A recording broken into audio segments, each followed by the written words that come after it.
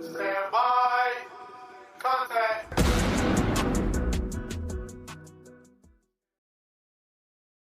Good morning, good afternoon, good evening, ladies and gentlemen. This is Pit Talk, pulling pits and opinions with your host, Gunny G. Where service members help service members, period. Follow, like, subscribe everywhere you get your podcast and on most social media platforms.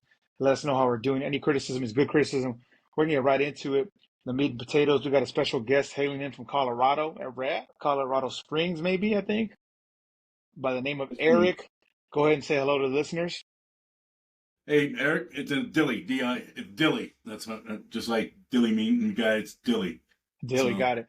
Eric Dille, yeah. thank you for coming on. Thank you for your time. Thank you for your service. And I hope that the listeners can get some good gouge from you, your experience, your adversity, your resilience, and what's helped you off thus far. Eric, go ahead and introduce yourself, background, where you're from, where you're stationed, service, branch, all that good stuff. Professional bio. Hit it. All right, here we go. It was, you got to get the whole spectrum because you got to understand the mentality here.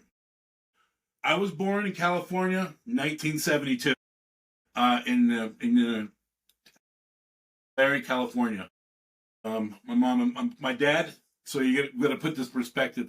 My pops has got out of the army. He was drill instructor or drill sergeant, I should say, during the NOM and shit. So my dad was pretty belt fed, and he started working for the Southern California Gas Company, and he started out digging ditches and working in that area there. So he was in, and he said those dudes there were, I mean, because back in the day he was working with all those old World War II dudes, and he said those guys were insane to work with.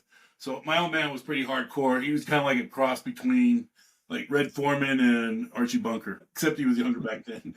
So I was born in the 70s, and it was like an amazing time to be in. So I had a typical, growing up in the 70s, we were like little kids running around, like jumping like, dirt piles over like big ass ditches and shit like that when we were little kids. It was cool to be growing up. And my dad wasn't a real big sports dude. He was into hunting and reloading and stuff like that. So my first memories of going out was like, I think I was like 4, and I was like, my dad, he was a working dude. So, I was his bird dog. So I remember the first time I went out, and it was like a war, like opening season, like dove hunting in California time was like BBs would be raining down upon you because there'd be so many hunters and birds flying everywhere. And so I'd be out there running around, go out there, snack the bird. If the bird was still kicking, rip the head off, throw it in the back of the little thing, roll back out to my pops. And I don't know how good of a bird dog I was, but I remember, then I graduated up to a BB gun. So then, basically I had that growing up, and then Pop's got a job and he moves to SoCal. So now I'm living in La Habra. So we moved to La Habra when I was like, I think in first grade. And then after that, Dad was like down in, so then we're doing like crazy shit. So back in my time, we were growing up, and I'll get to because obviously, I went to the Marine Corps. But so there I was in California back in the day, man. It was crazy. Mommy, we had a liquor store that was like down Imperial Highway. So we walked down there, it's like 4 lanes of traffic and shit. Like little kids back in the day, I was like roaming around like sewer culverts and rock wars and all kinds of crazy shit back when we were like little kids. In fact, I would go with a buddy of mine down to the damn bus stop, and I'd grab a boogie board, right? And we're like little kid, I think I was like 9 or 10. And we get on the bus and we drive from La Habra all the way down to Huntington Beach. Like, I'm not drive, but like on the public transportation, go right down there and shit. My mom's like, I don't know how little. The reason Gen X is so small is because not a lot of us made it. That's me. So so anyway, I got out of that, and where I actually did high school is my dad is native of Santa Maria, so I went back to Santa Maria. So I went to high school there, and that was like, okay, so flash forward, now I'm like getting ready and stuff, and I'll tell you right when the day I decided I'm going to the Marine Corps. So it's like 1988. Back in the day when the Marine Corps, we just gotten the Grenada was happening. We had like, the dudes that were coming back from like the bombing of, Beirut and shit. So we had all those cats. Plus we got all the NOM dudes that were there, right? So I'm growing up, watching Commando and all that shit. So I'm like, okay. And then I remember a buddy of mine, his brother went in the Marine Corps, and he ended up going into guard duty over in England. He was guarding the mags, right? And that can come back with all kinds of crazy ass stories and shit. Plus, you know, he's a wrestler and all that shit. So I'm like, all right. And that's when we had dragons and shit like that in the Marine Corps.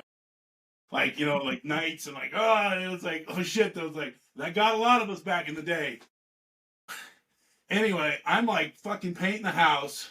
I'm like 16 and me and Pops now, flash forward, my dad's an amazing human being. But I was a kid, man. I did not appreciate my dad and his level of discipline back in the day. You know, we butted heads and shit, man. And back like, I was like 16 and shit. And I was getting a little muley and stuff. And I took it, and and I did the typical shit when I was a kid. I was like out, you know, all those movies you saw from the 80s was true. Like, you know, us like going down and, you know, having kegers and shit like that. I was involved in all kinds of mischief that was probably not, you know, it was mischief. And my pops probably didn't care for it. So anyway, I took a shot at the title at 16. I'm like, oh shit. And I was like just up to just shenanigans. And then I'm fucking painting the house because I got in trouble for something like, because I wasn't very smart. I would like put the beer bottles at the bottom of the trash cans and taking them out, you know. And my dad was like always one step obviously ahead of me. And then he would tell me shit like, don't do this, and this is what's going to happen. And I swear to God, every time he would say that. But of course, I would be dumbass and I have to go find out. So anyway, all of a sudden I'm like, fuck it, man. I'm going to join the Marine Corps. So I get down in my little car. I'm like 16 and a half. I'm like, drive down to recruiters. I'm like, I want to join. They're like, okay, little fucking tiger. You're a little bit young here. And then the dude that I met was actually, turned out to be a good friend of mine, dude by the name of Manuel Vega. Well, Manuel Vega he's an interesting character in his own right. So Manny was a scout sniper with 3-1 back in the day, I believe. And he was involved in there was some shit went down in 1989 with, you know, with Pohong and Team Spirit and all that shit. So a unit from 1-5 got smoked. And he was one of the dudes that rolls in there, starts heroically taking, like, he ran into a burning C-53 and started pulling motherfuckers out and shit. Mm. And so he ended up getting the Navy Marine Corps for that down the road. But I mean, he, you know, it jacked him up. So of course the Marine Corps' brilliant idea is like, I know we got a dude that's kind of fucked up right now. And I think he was involved with Beirut. That's his story. I forget, but I think he was. But so he was kind of fucked up. So like, all right, I know we got 3 choices. Let's put this dude either on, you know, a drill instructor, which he's pretty belt fed right now, and probably not a good idea. He's not ready for embassy duty. I don't know, let's put him on recruiting duty. That's when I met him up. So he was like just coming off of that shit. And I'm like, fuck, okay. And so, and I was still kind of muley. And then here's another weird side fact. I was like a devil pup, which back in the old days in California, they had this thing where they basically run you through like a damn boot camp. And of course, I was down there and like they had it right where 1-5 was at. So somehow I'm down there. I do this shit. I'm like, fuck, I don't want to do this. But then like a couple days later, I get back. I'm like, yep, I just turned 17, so I signed the contract. So I fucking knew where I was going in 1989. So, you know, I'm like, so in high school, I was a little bit arrogant on that shit. I was like, fuck it, I know where I'm going. I mean, I did enough shit to not like get in trouble and stay out of trouble, but I was like not studious at the end. I was like fucking off, and even though I was like associate student vice president shit, but I was fucking off. I was like, I embraced it, and it was like that. And so, boom, flash forward to July 1st, 1990. Okay. I'm like down there, I get dragged down. My dad's like, good riddance. The Marine Corps fucking have you now. And I'm like, all right. So I get to MEPS. I was supposed to be an aviation ordnance dude. And I'm like, yeah, fuck that shit. I'm like, I want to go guaranteed grunt. All right. They're like, no problem there, young fella. Here you go. Here's your contract. I'm like, I'm gonna be fucking swinging from helicopter, all kinds of shit. They're like, okay, fella. And so there I go. Yellow fucking footprints. Boom. Down in San Diego, I'm like, holy shit. You know, I was pretty much used to this shit from Pops, you know, because, you know, my dad was pretty, bit me in the, you know, and I didn't quite appreciate him as much. Then I did. And then, so then I went down there and I'm like, I remember this one moment, it was crazy. First 3 days, you know, all fucked up, you know, you're like zombified and you're like getting your hair cut and all that horse shit, right? You're just asked to A to B and you're just doing your thing. They finally drop you into their platoon. That happened to be July 4th. 1990. I remember looking. I remember the third. I'm at the third night, and somehow I pull firewatch 10 o'clock at night. Fucking lights are out. I see all these fireworks blowing up on the top of the bay, and I'm like, have a fucking tear in my eye. I'm like, I think I made a really bad mistake. I was like, holy shit, this is intense. And then you get in the scheme of things, you're like, yeah, fuck it ain't so bad. But then I remember this. This is one crazy ass thing. This is the experience that I have that I think the G watts and shit, I can appreciate.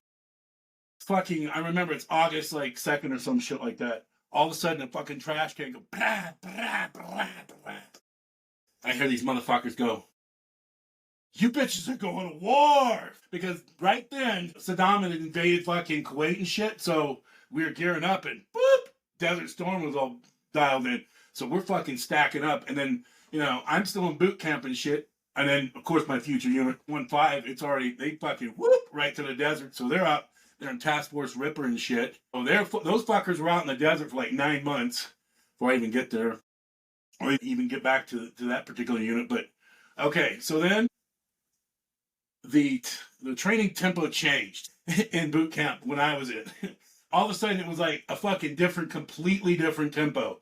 Because, it was stacking up and it was looking like it was going hot, and so these motherfuckers, it was bad enough, but they changed it again because they're like, you guys are fixing to go.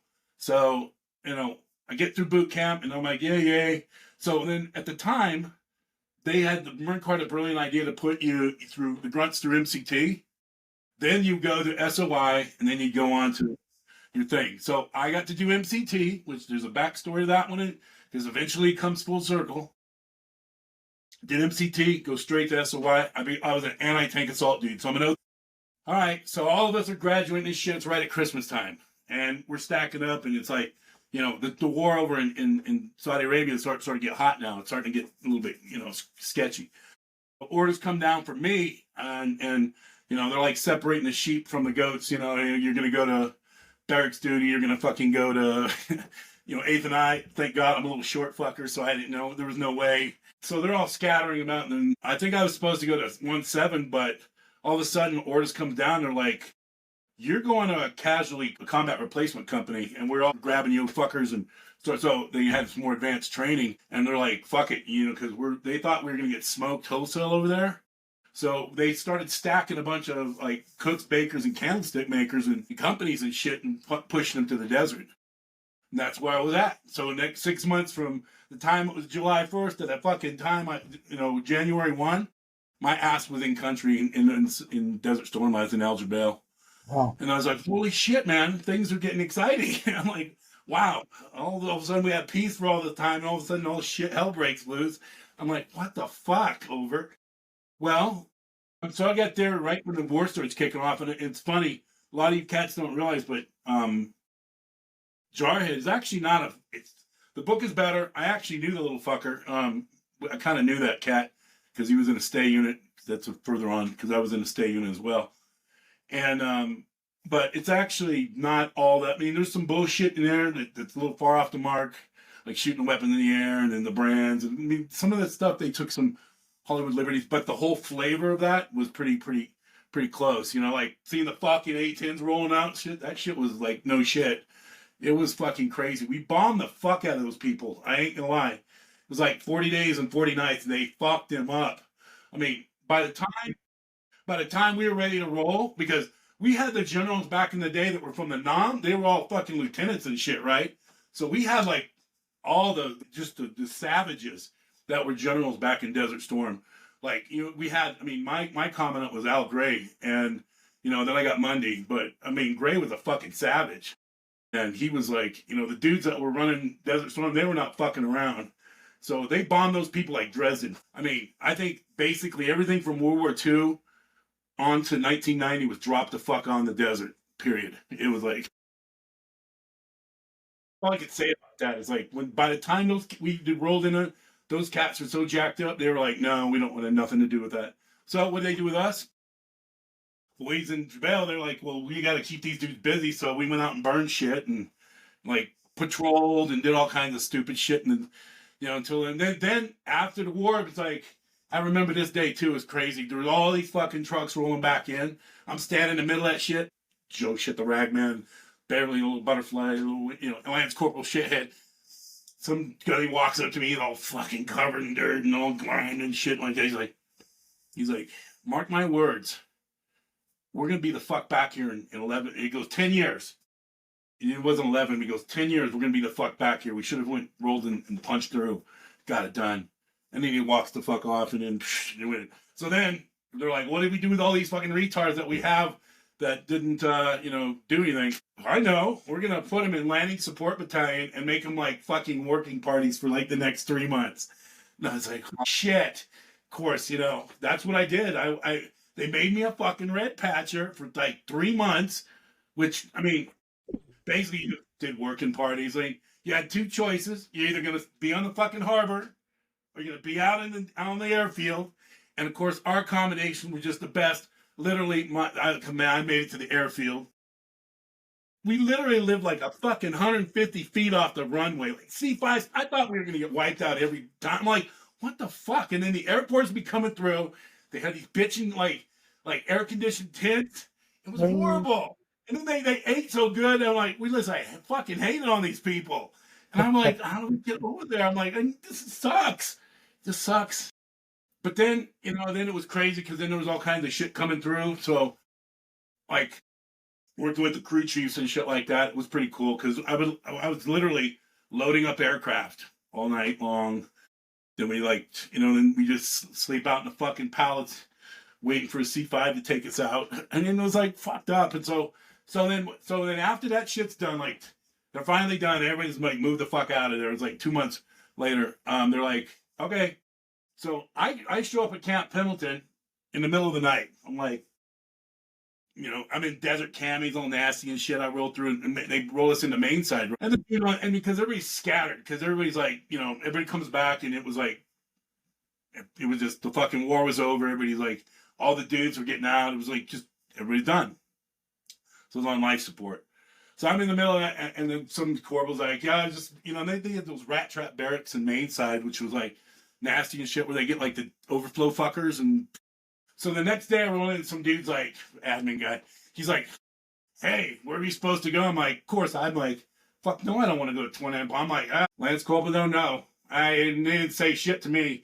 I didn't say it quite like that, but get the drift, right? And they're like, all right, you're fucking going to 1-5. And they're like, next thing I'm like, okay, wherever that's at. And so I'm rolling in, and so I roll up into Mateo, and then finally, I jump off the bus, and at the end of the day, I'm like the only motherfucker around, dragging my shit in. And they're like, where did you just come from? I'm like, Saudi. And they're like, oh, fuck. They're like, all right, well, everybody's gone. Here's your shit. And it was like gone. And so then what happened was, like, of course, everybody's getting gutted. And this was like, it was weird downsizing and shit. The stay was in-docking naturally. I'm like, fuck yeah, I'm going to go out for stay. So that's what I did, is I in-docked for Scout Snipers, of course. Now, this is a funny story, kind of. It wasn't funny at the time, but it's funny now. So the first time I passed in flying colors, because I was PT, and I'm like, it'll be a little ninja and shit. So I was with some fucking salty Lance who was getting out and shit. And he was just fucking off because he didn't want to like be there and shit. So he's like, hey, I got an idea. He's like, let's jump in my car and go out to this point, and then we can just like, beat it and like fuck off. He's like, because if you ain't cheating, you ain't trying, right? All right. I mean, I'm whatever. So a week later, like, suffered through the rest of that shit, right? And that guy dropped like the second day and like, well, young Lance Corporal, was there ever a time when you used the POV? And I'm like, fucking hey! I read that motherfucker out. I'm like, yes! I said, because I know, I learned, I go, if those motherfuckers ask you a question, they already know the answer. So I'm like, absolutely. And they're like, okay, well, you can't, come to find out, they couldn't pick me up because they had, because they were understaffed for Dragons. So I was back to the grunts, dickhead. But I was already like geared in because they're like, you can retake the in-dock in Okinawa. Okay.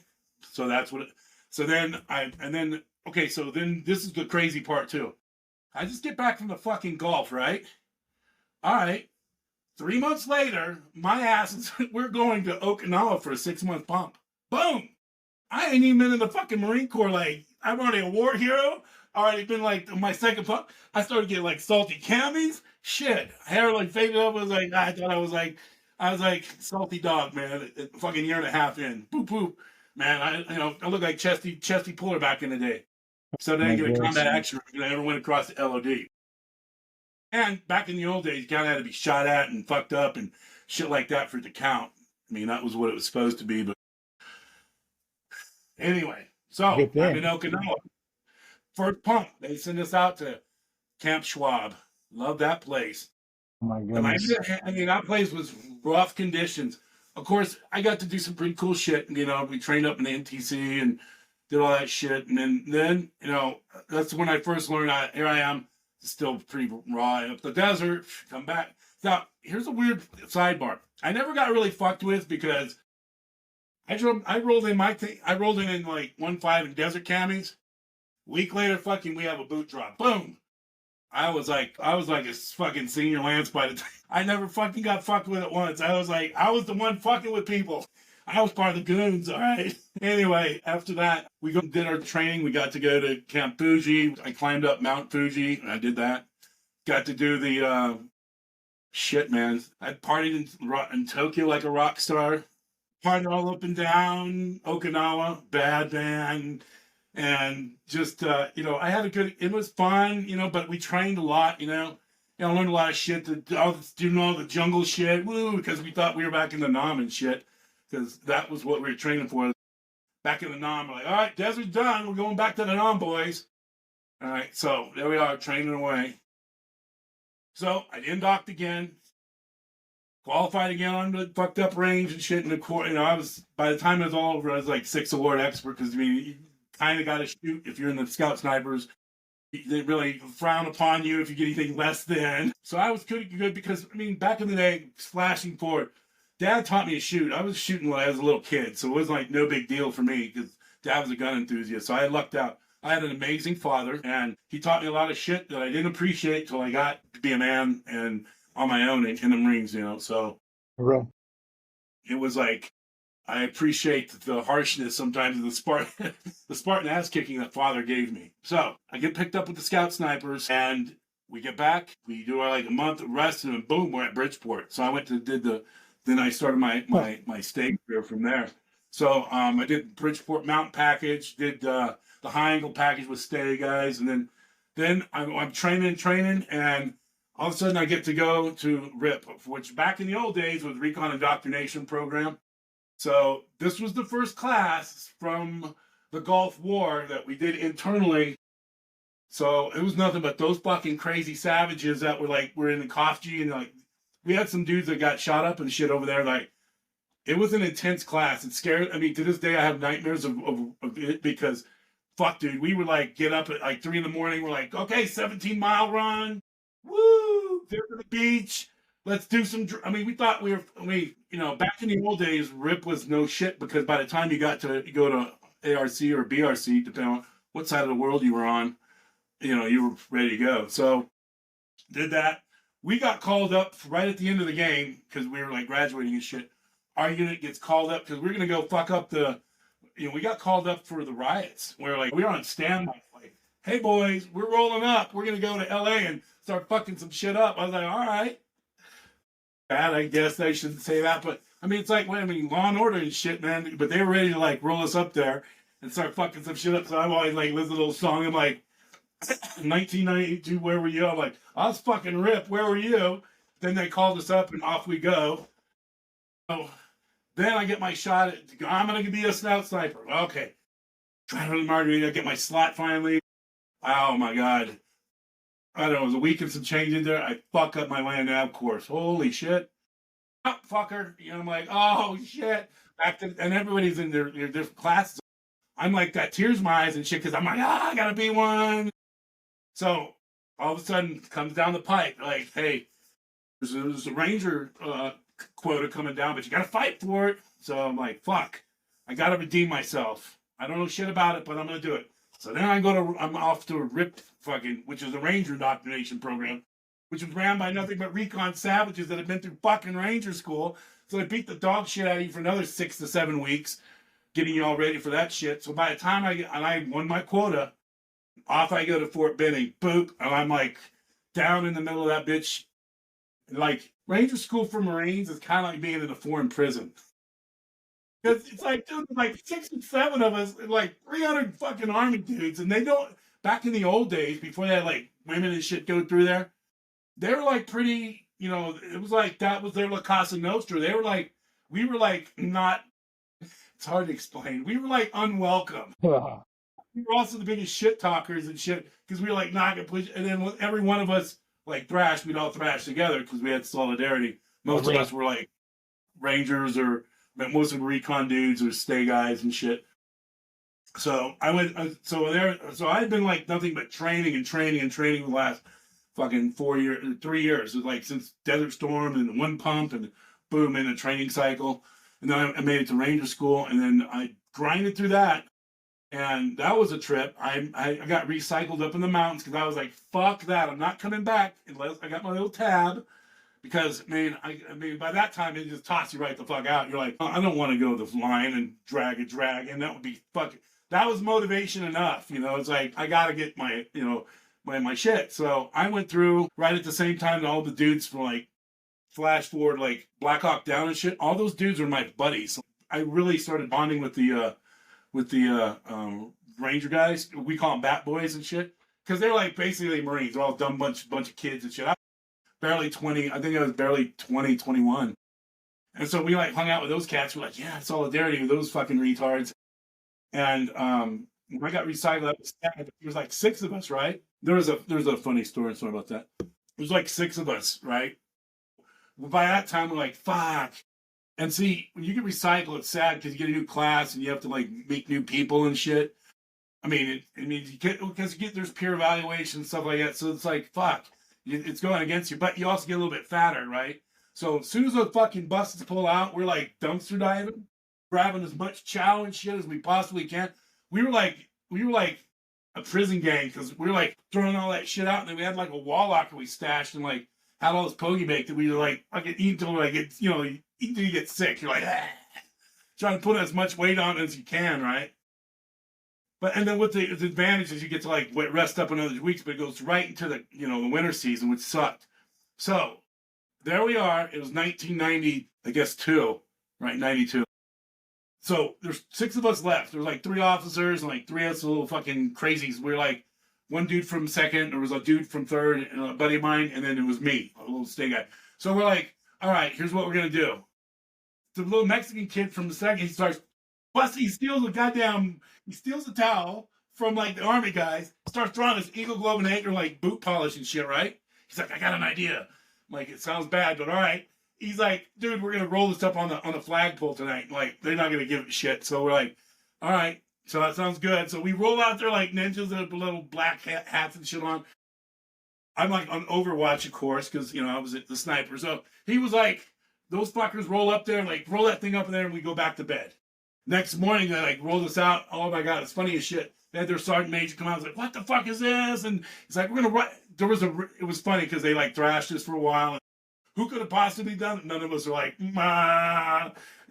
We're like, we don't know. This was a fucking St. Chesney came down and did it. Who possibly could have done it here? Of course, like the officers, to their credit, didn't like rat us out. Because everybody's like, they're not ranked. They're all Ranger and shit, right? Anyway, it was funny. They thrashed it. It happened to be like a Marine RI there, believe it or not. So he rolled that shit up and gave it to him. He was like laughing and shit. And then we went on our training cycle, and then we had a little ceremony. I remember because I got the little cherry nut cake piece, like in front of the army dogs. Everybody like cut the cake and do our thing, right? He was like, I'm the youngest. I'm like, yum yum yum, eating the cherry nut cake and shit, which was good at the time. And so that was pretty cool because the army doesn't really have that. They don't have a tradition like that. I mean, the Rangers kind of do. Because, I love the Rangers, and I have to say that for an Army dude, for Marines, I love those fuckers. It's like, I'm like a day walker, so a platypus. I have I don't have all the schools and shit, but I did all the crazy shit. So, all right, get through, go Rangers, and I was like, all right, I want to go to jump school, obviously, get my little jump wings, but it was Christmas, and guess what? They said, fuck you, go back, and you're gonna get to come back, right? I'm like, sure, it sounds great. No, I got to stand the CG. That was fucked up. I was like, that sucks. I'm like, here I get. I'm like, I was begging. I was like trying to suck a dick to get Pathfinder. I'm like, come on, please, give me Pathfinder. At least, I'm like, I'll go to Aristotle, whatever you want, because it was like you make bank and shit. I roll out of Ranger School like $4,000. I'm like, wow, I thought I was like a fucking king of Siam and shit, because you don't spend your money. So I'm like, fuck. So I got to stand the CG, and then we finished doing our work, but bam, back to Okinawa, third deployment. And we're doing this time, we're going to do a float, right? So we're like on land, and then we like picked up with the boat, and I get on the Bellwoods, and we're all part of the Mew and all that crazy shit, doing our ninja shit. And that's why I hooked up with the third recon guys, because we were attached to those fuckers all the time. So I started living with them, and I was like ready to start cross-decking. At that time, of course, I had a wife, or not a wife yet, but I was like all in love and shit. That's a side story. Anyway, we started doing all kinds of crazy shit. We went to, and then we were on a float. We did like to Hong Kong, went to Singapore, went to Australia. Australia was a shit. Everything you ever heard about it was true. I wanted to walk off the boat, change my name to Eric Dundee, disappeared to the Outback. I swear to God, I thought about it at night after night after night. I was going to marry a sheepherder's daughter. It was like going to be brilliant. We did like some training out in the Outback of Lancelin and all kinds of crazy shit. I must got smoked a couple times. Fucking saw a kangaroo out in the wild and shit. Like, and they're scary as fuck. Like, Stupid. scary. Poor girl. So we do all this crazy shit. So here's where my story gets weird. Back to Okinawa, we get back on land. I'm like, all right, I'm gonna go recon and do all the third shit. So we're doing like recon shit, right? I go out in the middle of the night. We got one team of recon, one team of us out in Ridge's Raiders. Well, it would all of a sudden it was Cat 3 to begin with. Then we got Cat 4, and it started getting shitty out there. So we're like fucking 10 miles out in like recon point, somewhere out in the middle of creepy deepy. Horrible. One boat goes capsizing, dump all this shit out in the middle of the ocean somewhere. Recon's boat, they swim their asses over to us. We're getting pushed off by waves and all kinds of shit. I swear I saw Jaws and Cthulhu out there at the same time.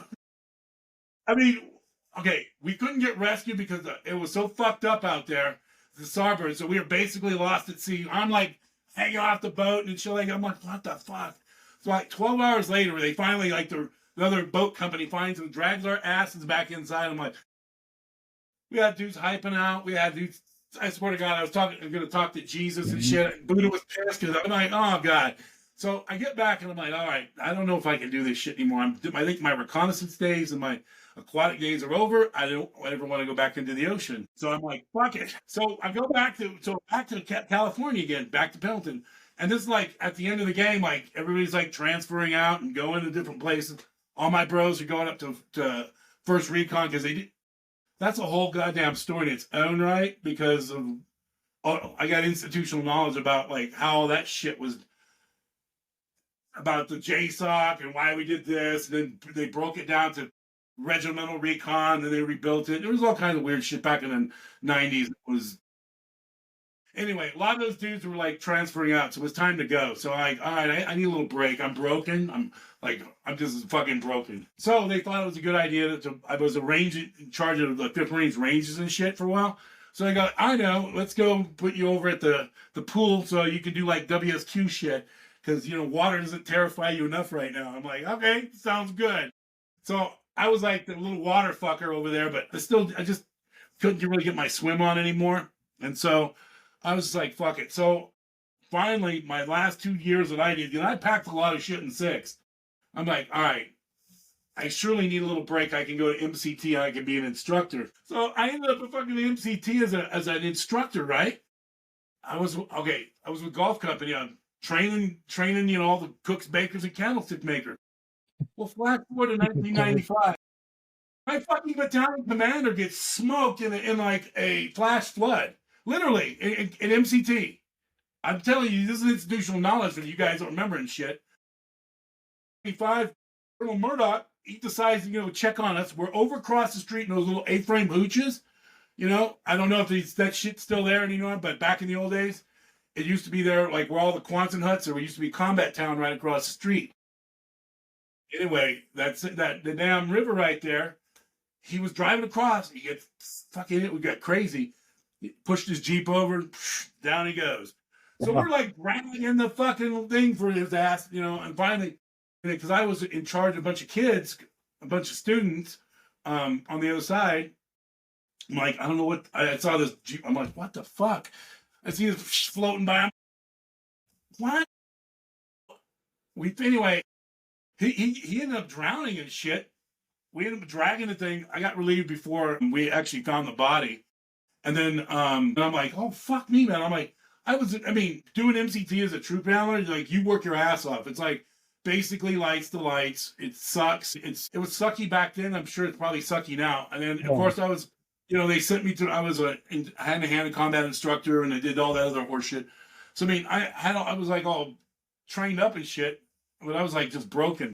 So finally, they sent my ass to range 314, and I finished up my time at 314, which was actually, I love that duty because it was fun because I get to blow shit up and like shoot things and teach guns. And then we would usually take a pretty light day on Friday. So that was pretty cool. That was like the one like bonus that you had. Like, oh, you're off by 2 on Friday. Yay! After like working your fucking ass off the last like X amount of years breaking in, all that shit. And then, so as I'm transitioning out, I pick up sergeant. So I got out of sergeant. And so I'm transitioning out. And back in the old days, our transition wasn't all that great. They're like, listen, don't even think about the VA unless you're like a fucking war hero or whatever. Or basically, that's what they said. They're like, unless you like got like blowed up in the nom and shit, you're not getting dick. That was the attitude. I'm like, all right, whatever. And then they're like, just keep your SRB, make sure you get, okay. So we do all that. But as far as like documentation, work with the VA, that wasn't like, didn't become vogue until a lot later on. So you had your transition, off you go. And I was like, okay, what now? So I just gotten married. And after that, I'm like, okay, and that's okay, be fair. I was a little shithead during on my cycle. I got better, but I did Lance Corporal things when I was a Lance Corporal. I drank, I did all the bad stuff. And what I would tell the young devil dogs now is like, listen, if I can go back to my, because I'm 52, almost 53, but I'm going back. If I went back down, I'd be like, listen, don't drink, you little retard, because it doesn't do anything for you. It doesn't. It was fun. Don't get me wrong. I had a good time. But from a positive and negative outflow, I'm like, net positive, it wasn't in the long run. There was a lot of bad. And so I'm like, I got to, but to be fair, this goes into another piece. We have to learn how to like positively channel, our energy into something. And it took me a long time to figure that one out. So it's 1996. I just picked up sergeant, which was not as enticing as you think, because, all right, when I was in MCT, Eric, there was 28 sergeants. Okay? I was the corporal. So I had to do all the bullshit. When I picked up sergeant, there was still fucking 28 sergeants, and I was the junior sergeant. So I'm like, what the fuck? And I was like, I don't want to go back. Okay, I knew my fate. I had a choice. I was either going to go on embassy duty, which I couldn't because I got married.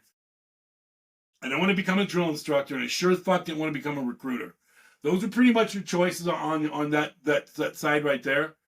And once I did that shit, getting back to a stay unit was probably not going to happen. I could like tell myself that, but I always wanted to go back. So that was the choice a lot of us face, or go to recon or whatever we're going to do. Looking back in retrospect, if I was smart enough, I probably would have wanted to stay in and fucking become a gunner, because that's awesome. Gunners are like because I did work for a gunner when I was in 5th, and it was awesome. I seen gunners. I was like, Gunner McElander was my guy. He was also 5th Marines dude. And then the fucked up thing about it is he retires, right? This is back in the 90s and shit. 9 months later, the motherfucker's dead. Bam! Orange got him. Got his ass. He was a dog handler. The guy was like, hardcore back in the day and shit. And then they got him. 1996. It's not, pieces breaking out, and we got the Clinton years. And that's a lot of the times what started happening in the Marine Corps, too, was like, there's some weird shit that happened right about 1995, in my opinion. Number one, we had a lot of we had started having some corruption in the academies. You started hearing about motherfuckers cheating, and it's like there was some integrity violations and stuff in the academies, right? And also weird stuff started coming down that, okay, you're not allowed to thrash your prize unless you're a staff NCO or better as the president and all this crazy shit, right? Okay, to be fair, in the Marine Corps, there is a tendency to have dudes to take shit to the next level that's probably not healthy to a certain degree. I've seen it personally. Yeah, I see it every day.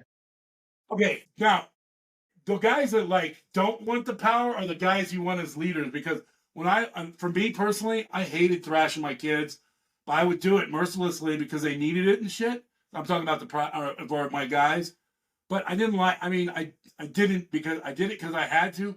I didn't enjoy it. But there's dudes that get off on that shit, and I think it carries the civilian world. It's just there's people that are like shouldn't be in positions of power that probably shouldn't, and the meritocracy in the Marine Corps, I think, needs to stabilize, because they started having distrust in their NCOs, and how we all took it. If you can't have the but to be fair, I mean, a lot of us were in our mid-20s and shit. We thought we were salty and stuff. So there were some dudes that would take shit to extremes, and I probably think, looking in retrospect from the outside in, but just knowing what I know, that from the wars and stuff, probably taking some of these cats, these combat dudes, and putting them in training companies was not one of the more brilliant things that we should have probably been doing. Eric, I mean, if I may. knowledge there, but you don't put broken people that fuck with other people, especially the young ones coming up. You have to understand why you're training and stuff. And that's one of the things I think I saw. And here's another weird story. So I'm just before you hit that, let me add, you said 1988 to 1980 to 1996. That was your 6-year right. period. You got out the sergeant. Let me 90 to 96. Yeah. Or 90 to 96. What is let me ask you, what's one of the pros for you at the time getting out, and one con, and then we'll hit a little piece here, kind of weave it back in, because you got a great story, amazing stuff. We got to hit that transition piece with the pro and the con of getting out of the Marine Corps. What happened? All right. Here's the unit I was in, and for what I was doing and shit. The Marine Corps isn't for like a lot of off the wall thinking. Like, I mean, like I was in small units and shit. So, I mean, I was used to kind of doing my thing. I mean, in our teams and stuff. So there was a lot of independence there, and I found a little bit of it stifling at the end. That was one of the areas, and also I think I was burned out physically, but you got to remember, man, I wanted to be a Marine since I was a little kid and shit. I thought I was going to be a lifer, I really did. And it's just at the end, I think I was a little immature. I think my getting married at the time, I was young when I got married, so I had little kids, stepdaughters and shit. So I had to take care of them. I needed to change, I think. And so I said, I know I'm going to go out and like work for my uncle as a home builder. So that's a whole new chapter on that one. The con on that is another thing is, back in the old days, the Marine Corps didn't really, especially for what we did, it was like the infantry guys, and especially for what I was doing at the time, they didn't really take care of their tactical athletes, and that's what they are, is tactical athletes. I mean, they just break you. It's like you're going to just break, and then either going to end up with shin splints or whatever, and a lot of our dudes just break. There's better ways to train, especially those dudes that have to function at high levels. And I'm not downplaying, I'm just saying, we're packing, like, back in the old days, I was packing like 100 fucking pounds. I'm a mule. I'm a big dude. I'm just like, I got giant calves and shit. So it's like, yeah, I was packing weight and stuff. That's the biggest thing. It was we had the Montgomery GI Bill. What we had was 10 grand for it, and it wasn't like the GWATs and stuff. So it was okay. I right now think, just guessing, is that you cats are going through a lot of what we did during our time. The Clinton years, you're going through the Biden years, because they started downsizing the fuck out of everything, and it started they're cutting them. After the Gulf, they started launching dudes. There was a lot of institutional knowledge that got out of the Marine Corps at that time that was pushed out during that break in the Gulf, and I think that's what led to where you're further on leadership is now here where we're at now. I'd say I agree. I agree to an extent, because in 2011 and 2012, that's when they started like just offering all these programs, like, hey, get out. we boosted up for the war and OIF, OEF, and then we're like, okay, now we're kind of three-quarters of the way, the latter way, halfway through. Okay, we got to downsize because we can't maintain this op and operations like that, and so they downsized a bunch of folks. We went from 220 down to 180 in about 2 years. Yeah, no, that's what I said. That's what's crazy. And yeah, and people were getting out left and right. Good dudes, right? That had a bunch of deployments, a bunch of ops under the belts, and it's like a sucking brain drain right now. And then what happens is you get a lot of the people that should probably be gotten out that end up staying. Right. And then that's where we get a lot of this horse shit that's been happening. That's incremental because I'm not saying that the warrior. I'm just saying is that the country in general has gone into a different direction. Yeah. That the readiness is, in my opinion, it's not what it was because we're not as hard as we were back then. And back in the old days, we used to smoke dudes training accidents happen all the fucking time. Like Ospreys, oh God, I don't want to be anywhere near those damn things. We would kill, Ranger School, they would kill dudes like, not that I'm saying that's a good thing, but they made the training very realistic. So you would end up getting train accidents like, every few cycles and stuff like that. Not that that's a good thing, but somebody would burn for it and shit. But you can only make the shit so safe, Yeah. When you know what I mean? You want to train as hard as you can, but without taking away, a certain portion. So now you gotta, there's a lot of safeties before you gotta sign off on some things. I know it's and then your neck's out on the line, So okay, so I know that it's almost Christmas and shit. I'll get on with the rest of the story. I get out, transition. I go to North Central Arkansas, beautiful place.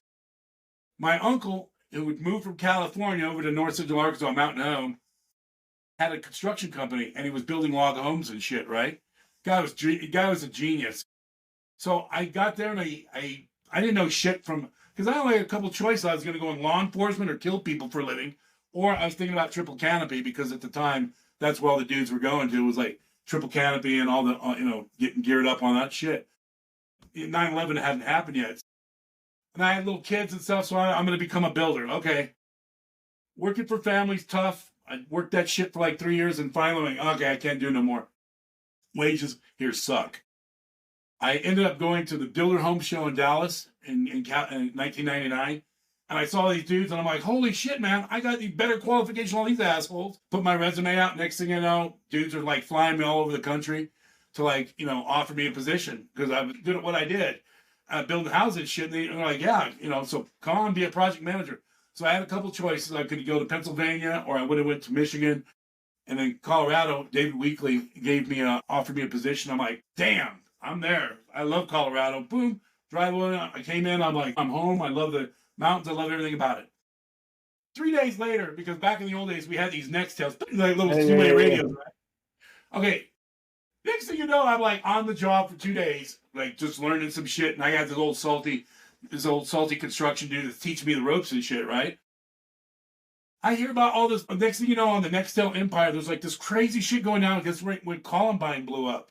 I'm like, and I was literally, they put me into a temporary housing thing. They put me up for I was like 2 miles away from where the Columbine shooting happened. I'm like, what the fuck? I'm like, wow, because it was like the police. I drove by it, checking out the police bureau. I'm like, wow, what am I brought my family into? But it was like an anomaly, crazy. So I ended up going into working for I started my construction career. And so in 96, or 1999, I started really hitting hard on production.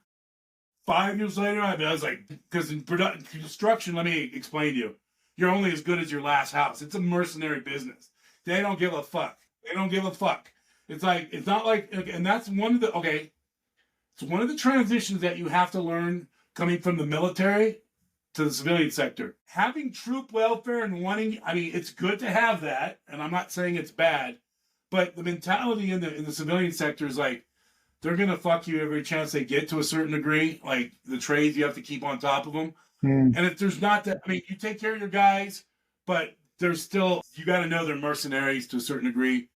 That was a hard transition, I think, a little bit, getting used to that, because, you want to take care of your guys and the loyalty and stuff like that.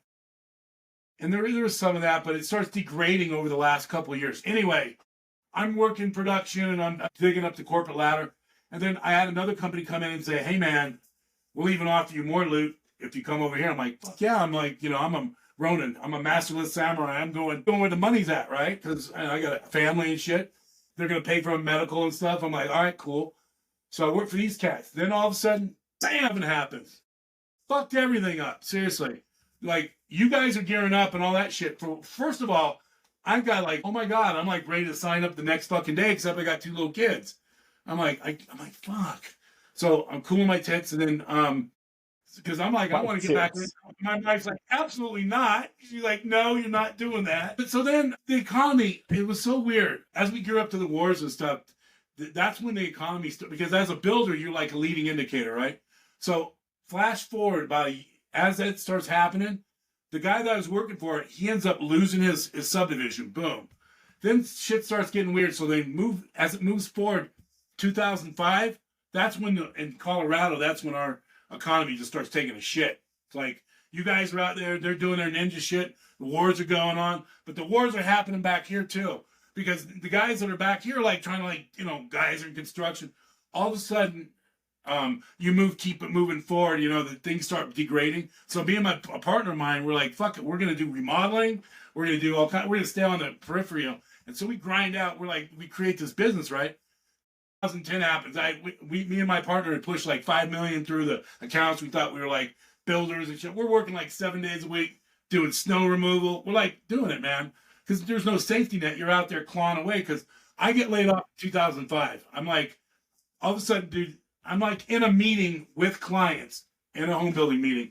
I get my 2 managers come in and they're like, hey, we need to talk to you. I'm like, okay. I step up. Excuse me, folks. I roll out to the back. They're like, hey, man, sorry. We got to let you fucking back to your shit. You're out of here. I'm like, what? I like all sad shit. I'm driving home. What am I going to do?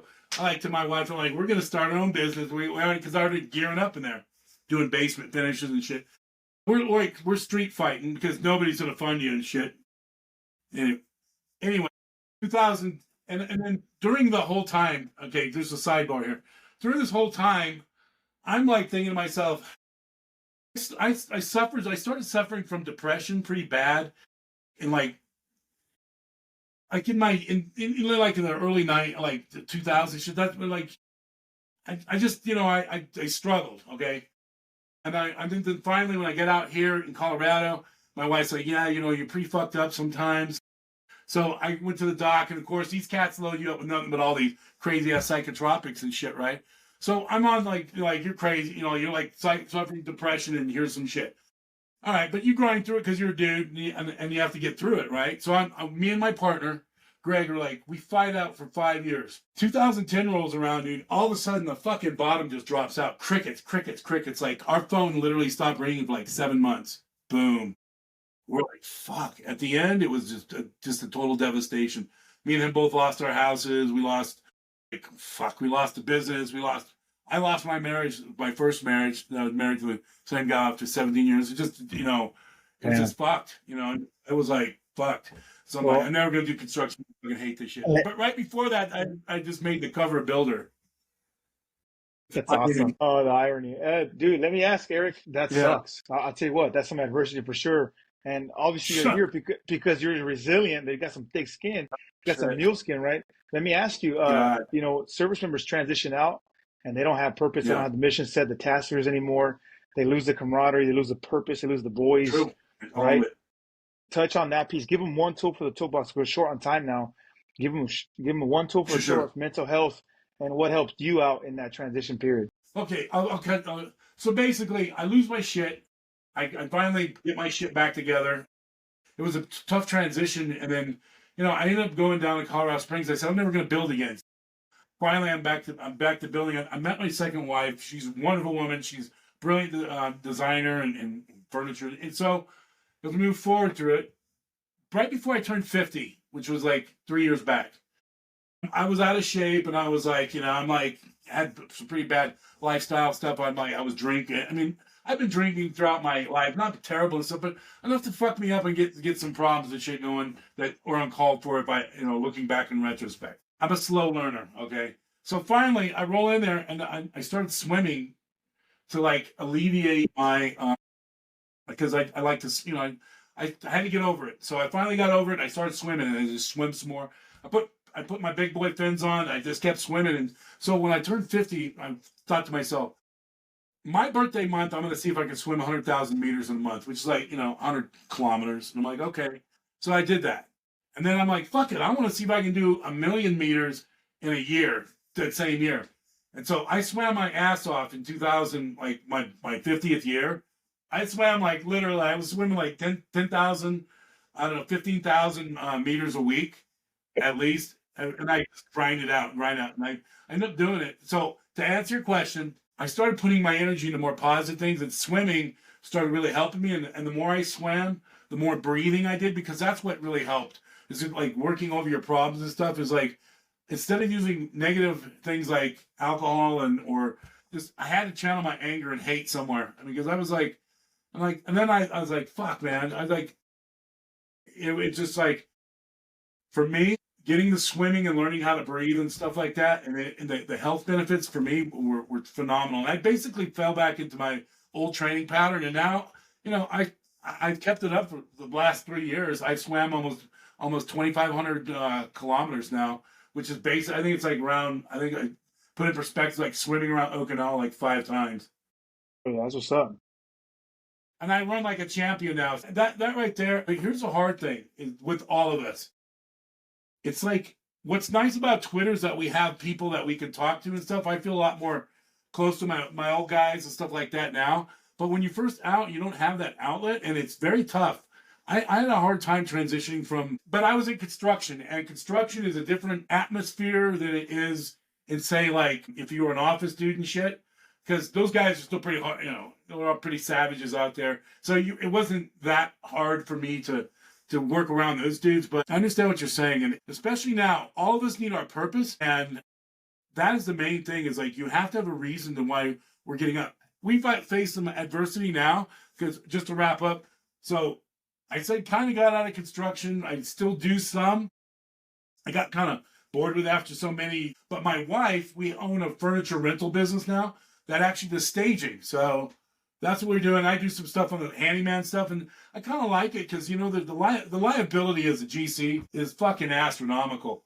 And there's just not as much. I thought 20 years ago, or it's almost been 30 years now, I thought that it would get easier, and now it's gotten harder. But there's other things that are coming. I mean, I'm pretty excited about all these AI tools and stuff for our industry. The world is changing. I don't know how, I don't know what, but it sure as hell changing. And I think, all I know is that the Marine Corps is adapting. I'm sad to see that the snipers went. I think we'll be back down the road. I'm sorry to see the tanks go. I think we need to focus on more lethality. Killing people is what we do. Right. We need to get back to it. So anything else to support. So we need to work on that element of like fucking shit up, because that's where we're at. But everybody that has the balls to step up and become a Marine, male or female, God, they're all brothers and sisters now.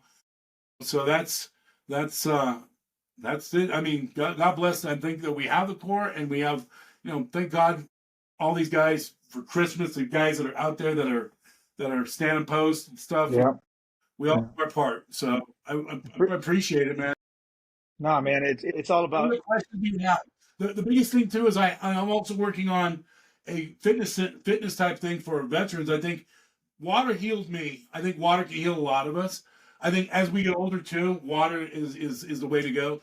Breathing is the key to the game, though. Like, we have to breathe. For us, especially when you get out, we have a tendency not to want to exercise and PT. You got to learn to do shit that's fun, because the Marine Corps makes everything you do fucked up. You got to learn it. You got to get through it. You got to get through that and look what's going to make you happy. Like, for me, when I swim, I got little headphones on. I'm happy as a lark.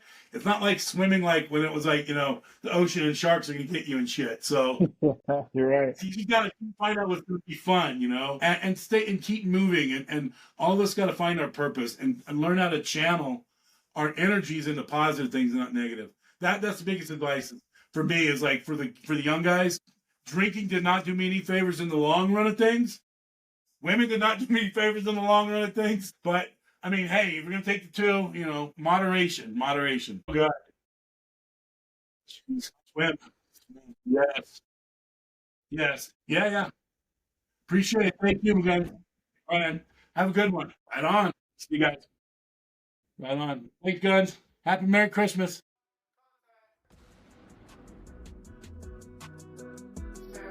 Stand by, contact. Ceasefire. Stand by, contact, contact. Ceasefire. Pit Talk is a podcast featuring active service members who discuss their thoughts and opinions on various issues surrounding military life, current events, and history. The statements heard here are the opinions of its members and guests. These do not necessarily reflect the views of the Department of Defense and are not endorsed or sponsored in any way. Listener, viewer discretion advised.